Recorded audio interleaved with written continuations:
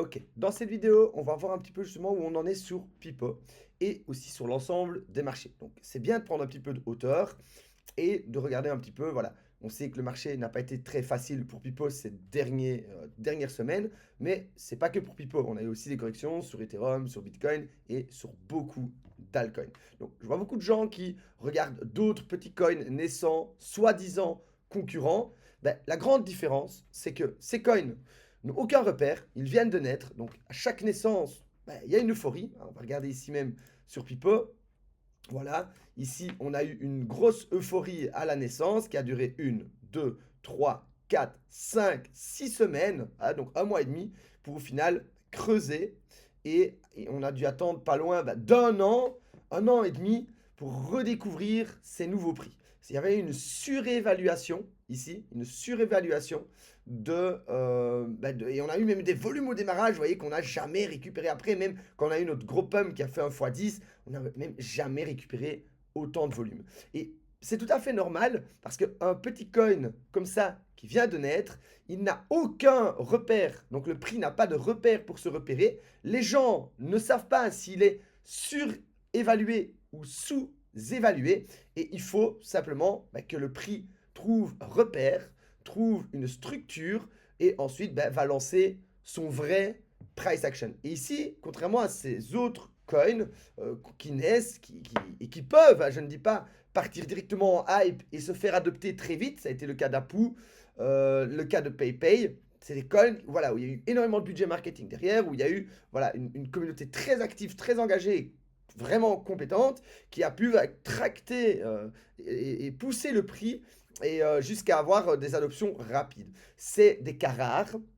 Et moi, je n'aime pas trop de trader là-dessus sur des coins trop jeunes. Par contre, sur Pipo, justement, c'est tout le contraire. Le prix a déjà été surévalué, il a déjà bien corrigé, voilà, et ensuite il a commencé à créer une structure de prix où, contrairement à ces nouveaux graphiques où le prix n'a pas de repère, Pipo a des repères. Et c'est sur ces repères qu'on va pouvoir justement travailler, baser justement un travail plus sérieux avec un prix plus solide et pouvoir monter une communauté, et etc. Donc, aller partir vraiment de manière structurée et réfléchie dans la croissance. Voilà. Ce qui évite les pump and dump ou d'autres surprises du genre. Donc, et d'avoir à devoir suivre tous les pumps, on court après la balle à chaque fois et au final, on se retrouve sans argent. Donc, ce n'est pas le cas ici. On a des zones de travail et on va les voir ensemble ici dans cette vidéo. Donc, déjà, premièrement, on a eu une correction ici de Pipo qui a duré 1, 2, 3, 4, 5, 6, 7 semaines, un mois et demi, presque 2 mois. Oui, ça fait mal. Mais un pump de x10, ça prend le temps de se digérer et ça a été le cas. Ce que je vois surtout ici, et on est en weekly, donc ça compte, c'est un cône parfait d'accumulation de Jess Livermore. Donc je rejoins ici un de clôture et je rejoins ici parfaitement. Hein, donc si je zoome, on voit bien que mes clôtures sont bien reliées ici. Clôture, clôture, clôture, clôture, clôture. Ce sont des zones justement où le prix réagit. Alors, pas toujours parfaitement. Regardez ici, grignote un petit peu en dessous. Et ici, il va peut-être, voilà, comme ici, il ne va pas totalement toucher la ligne, mais il signe quand même un plus haut.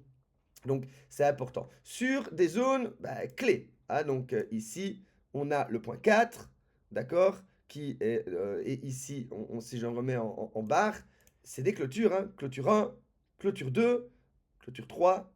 Donc là, et quand cette ligne est très importante, elle n'est plus en rouge, elle est clairement en vert. Donc là, je ne suis pas en train de regarder en 5 minutes, je suis en train de regarder sur un historique d'1 an en weekly. Donc on dit non, ça compte pas. Ben si, c'est en weekly, sur 1 an, que ce soit un petit market cap ou autre, c'est une psychologie, ce sont des réactions du prix et qu'il y ait peu ou pas beaucoup de volume, je suis désolé, ça compte à mort. Voilà. Donc c'est ça important de se le dire. Et justement, là ici, on avait une zone clé. Quand on a tapé ici, on s'est fait remballer. Quand on a retapé ici, on s'est fait remballer. On s'est fait remballer. Et ici, comme par hasard, sur cette zone, qu'on va peut-être un petit peu même agrandir, parce que c'est jamais vraiment très précis, hein, clôture, clôture, clôture, clôture, clôture, on réagit très fortement. Hein. Donc on est arrivé dessus, on a dégringolé dessus, on touch, et hop là, on a eu une bougie weekly qui a avalé les deux précédentes. Hein. En 1 semaine, 2 semaines, paf, 3 semaines, on a avalé les précédents. Donc, il y a eu réaction. Et la réaction a également eu lieu sur le bas du cylindre. OK? Point clé 1, point clé 2, point clé 3. Et on a, voilà, on n'a pas totalement touché dessus, mais on y est vraiment proche. C'est pas pour ça que c'est pas possible qu'on commence maintenant un petit peu à accumuler pour venir vraiment se réinstaller dessus. On va le voir, je vais faire une petite projection. Mais ici, celui qui ne voit pas ça est aveugle. On n'est pas ici sur un falling, donc sur une petite unité de temps de quelques jours qu'on isole. On est quand même sur, là, c'est presque une année, hein, un cylindre d'une année. Donc ici, on voit bien, on a le point 1, on rentre dedans. Le point 2, on touche. Donc le point 1, on rentre dedans. Le point 2, on touche. Le point 3, on tape. Le point 4, on revient ici. Le point 5, on est là. OK, et le point 6, on décolle. Hop, on a même une grosse excitation. On a été repoussé. Mais si je reprends la clôture, elle est bien là. OK, et puis on redescend de manière plus rapide, hein. Vous voyez, ici, on monte. Et puis on redescend plus rapide. Et vous voyez qu'en fait, c'est un cône d'élargissement de volatilité. Donc, il est normal que là, là, vous voyez, la volatilité est petite, hein, donc hop. Et puis après, justement, ici, plus le cône s'agrandit, automatiquement, plus les corrections du haut au bas du cône sont énormes. Et on dirait que ça s'arrêtera jamais, mais c'est pourtant bien la réalité. Et donc, ici, on est sur le point 7. Le point 7 revient pile, regardez ici sur le graphique, sur le point 4. On est sur la zone 60, donc le point 4, il revient pile dessus. C'est également ce qu'on a fait. Voilà, on est revenu pile sur le point 4, le haut du point 4 en clôture. Voilà, et ensuite, on repart sur le 8, 9. Et c'est qui tombe à pic, c'est que le Bitcoin a bien corrigé. On devrait repartir maintenant sur des nouveaux sommets, sur des nouvelles découvertes de prix. À un moment, on en a marre de cette boîte, ça va peut-être encore un peu corriger, ok? Et c'est pour ça que Pipo va rester solide, malgré ça. Et on a quand même une sacrée muraille de Chine, un sacré barrage, un sacré mur, qui est soit le point d'inflexion, qui a bloqué le prix en ta séance, d'accord? Donc ici, je prends ma tasse, hop, hop, ici, et je prends mon anse, et on a simplement un pullback sur la tassance. Voilà, donc c'est encore une figure qui a pris presque un an de maturité et qui nous a donné qui nous donne une direction, hop là, de la tassance qu'on est allé toucher, tout simplement. Hein. Donc on a eu simplement la target de la tassance. Donc il n'y a rien d'anormal à ce qui se passe. Voilà, on aurait pu aller encore plus haut, mais on a eu la target de la tassance. Hein. On a breakout, tac, et on re-pullback. Ce n'est jamais qu'un pullback sur une tassance, ce qui est tout à fait normal. Hein. Donc les arbres ne montent pas jusqu'au ciel. Et ensuite, donc c'est facile de le dire après, mais on n'avait pas ces données-là avant. Donc j'ai envie de dire, c'est normal maintenant, avec plus de recul, de pouvoir le voir. Ensuite, ici, on pourrait continuer un petit peu. Hop là, à se mettre sur le ciel. Peut-être même si Bitcoin corrige fort, aller gratter en dessous, ça se voit des fois, un petit, voilà, gratter comme ça, et pouvoir après repartir sur les zones 8 et 9 et avoir ici notre dernière impulsion. Voilà, tout simplement. Donc ça, c'est quelque chose qui fera sens avec toujours, voilà, des creux plus hauts. Voilà, on a des creux plus hauts, et celui-ci est toujours bien plus haut. Donc on est toujours, quoi qu'on le veuille, dans une tendance haussière. Et ça, voilà, c'est important de le voir. Donc ça, c'est un petit peu notre scénario. Ce qui est intéressant aussi, on va le voir maintenant, on va aller sur ici, donc sur BitGet, on va regarder un peu les volumes. Parce que ça veut dire que s'il y a des volumes, il y a des gens qui s'échangent le prix. Et on peut remarquer ici que dans ce creux-là, voilà, on pensait que c'était la fin, mais on avait quand même beaucoup plus de volume. Hop là, je fais une erreur. On avait quand même beaucoup plus de volume que maintenant. Hein. Donc, c'est-à-dire que là, on n'aurait jamais pu croire qu'on irait là. Et ici, dans des moments de faiblesse, voilà, ou des moments où le prix peut encore un petit peu descendre, comme j'ai dit, il peut aller un petit peu se faire aussi, on est quand même dans des zones de volume où le prix redémarre. Hein. Voilà, quand on était ici, donc ici, les volumes les plus bas, je vais mettre une ligne pour qu'on le remarque. Voilà, c'est les plus bas volumes. Hop, dans l'ancien creux, ici, on a eu des volumes encore plus faibles. Et le volume, bam, ici, de reprise, le volume de reprise est égal à un des volumes les plus forts d'un moment où on corrige. Et on a une impulsion, là, breakout des volumes. On attend ce vrai breakout des volumes pour pouvoir signer peut-être un momentum. On n'a peut-être pas encore eu de momentum. Voilà, tout simplement. Donc ça, c'est important. Mais regardez, là, on a eu très peu de volume. On a quand même été plus haut. Ici, on a eu moins de volume. On a quand même redécouvert ce nouveau haut. Et ici, on a quand même beaucoup plus de volume qu'à ce moment-là. Donc, ça veut dire que le coin est quand même beaucoup plus connu, que beaucoup plus de gens se l'échangent. Et ça, important de regarder. Donc, ça, c'est quelque chose que je voulais mettre en point. On va retourner maintenant en 4 heures. Et voilà, on a là ici des très grandes... voilà, ici, quand on a eu notre falling, hop, voilà, je me remets ici en ligne, hop. Ben voilà, on est sorti, et impulsion. On a eu notre falling, on est sorti très fort, pullback, et on a démarré. Et voilà, on a eu là un vrai grand falling. Alors, vous allez me dire que on l'avait aussi ici. Voilà. On avait aussi un falling, on est sorti, on a échoué. D'accord? Donc, en fait, il faut savoir que dans un grand falling, il y a plusieurs petits fallings qui se créent. Et ici, on a eu aussi un falling. On est toujours de l'autre côté. Voilà. Hop, on le rejoint là. Donc voilà, il y a plusieurs fallings dedans. Et donc celui-là a échoué drastiquement. J'avais même fait un petit falling ici, d'accord, qui lui aussi a échoué. Mais là, on ne parle pas d'un petit falling tout petit topi. On parle d'une grande correction de la taille de celle-ci, de la taille de celle-là. Et donc là, on est en sortie de falling, clair et net. On a une vraie tendance très très longue. Voilà, on engage tout le monde et on les remet bien en bas. Donc ça, c'est typique d'un falling où justement, on est de l'autre côté. Regardez ici ce qui s'était passé. On est sorti très fort. Voilà, on est sorti très fort ici. Et hop, on n'a pas empêché de repartir. Donc on pourrait avoir voilà, le même genre de dessin. En plus, ça correspond vraiment à Bitcoin, où on pourrait avoir le même genre de dessin ici. Hop, hop, j'ai fait une erreur encore. Voilà, je prends simplement cela et voilà. Clac. Et on aurait notre pullback et un peu d'accu. Et ça correspondrait justement à notre cylindre d'accumulation. Hop, qui est ici. Voilà. D'accord. Donc on a notre cône de Jess Livermore. Hop, ici, notre cylindre d'accumulation.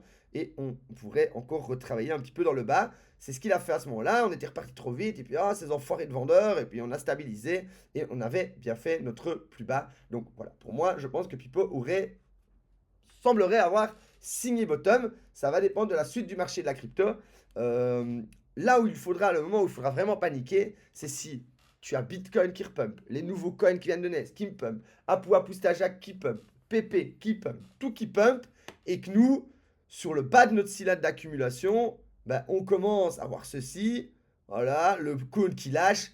Là, je veux pas faire. Mais là, il faudra vraiment se tracasser. Si en revanche, on a le call qui lâche et qu'on a le Bitcoin qui lâche, et tout, là, il faut vraiment s'inquiéter. C'est pas que Pipo, c'est pas que le problème qu'on est sur un mauvais coin, c'est peut-être le problème qu'on rentre vraiment dans un bear market beaucoup plus sérieux. Et ça ne relève pas de la communauté Pipo, ça ne relève pas de l'actif, ça relève de l'ensemble du marché de la crypto qui a été court-circuité en plein milieu de son bull run.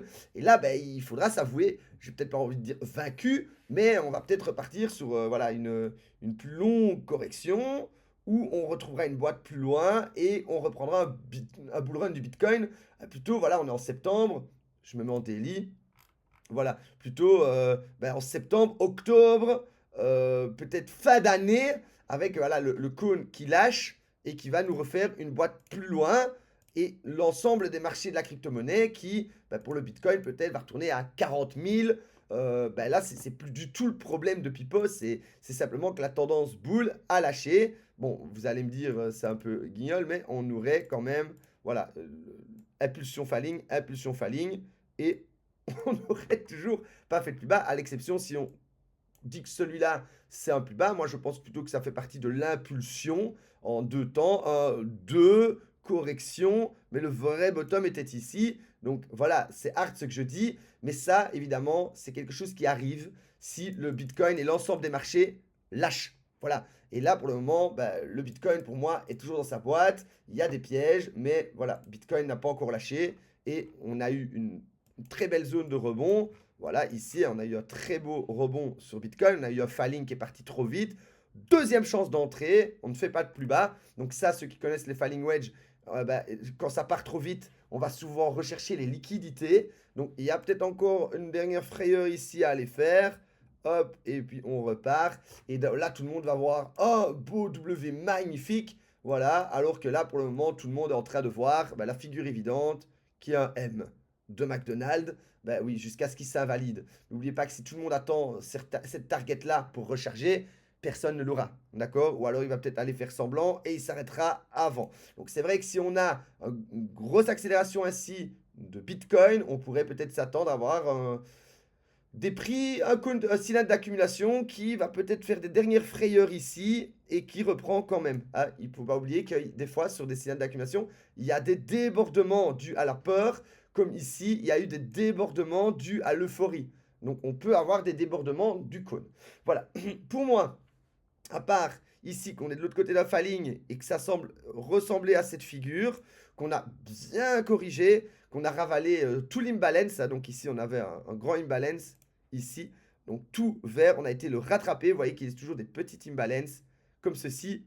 Donc ça semble le genre d'imbalance qu'il laisse avant de signer un bottom, tout simplement. Donc en daily, on a recreusé l'imbalance, on a un petit support, petit support, petit support, et il part souvent à découvrir des prix. Donc je pense qu'on a créé la structure. On a comblé l'imbalance, donc il y a un gros déséquilibre de marché. Voilà, il a été comblé par le prix. Clac, clac, clac, clac, clac, clac, clac. Ça devient un torchon. Ça devient un torchon. Mais bon, voilà, je pense que tout le monde comprend. On a laissé aussi un imbalance rouge ici. Voilà, donc pour moi, on ira peut-être le rechercher. On devrait aller, normalement, le rechercher, se faire repousser. Donc on aurait peut-être justement, si on part ainsi, rechercher l'imbalance.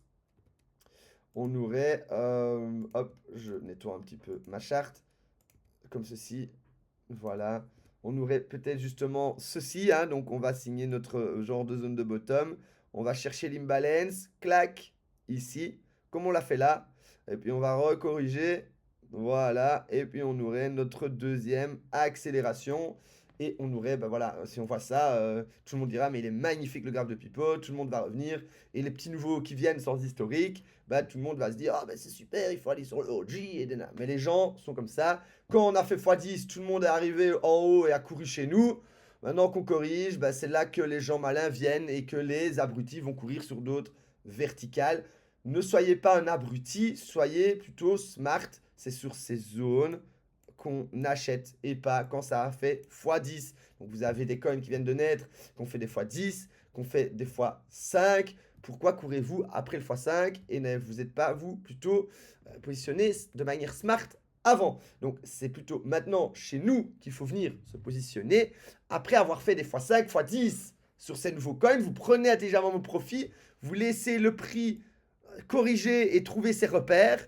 Et avec l'argent de l'euphorie du démarrage, vous venez renforcer votre bottom et vous venez encore faire un x10 sur votre x10. Ça vous fait un x100. C'est comme ça qu'on trade. Donc on cherche les bottoms intelligents. On ne court pas après les verticales de sage. Voilà. J'espère que cette vidéo vous aura plu, que ça vous aura un petit peu éclairé vos lanternes. Et si vous avez des questions, vous les laissez dans les commentaires. Et on se redit à la prochaine pour une nouvelle vidéo Pipo et une nouvelle météo.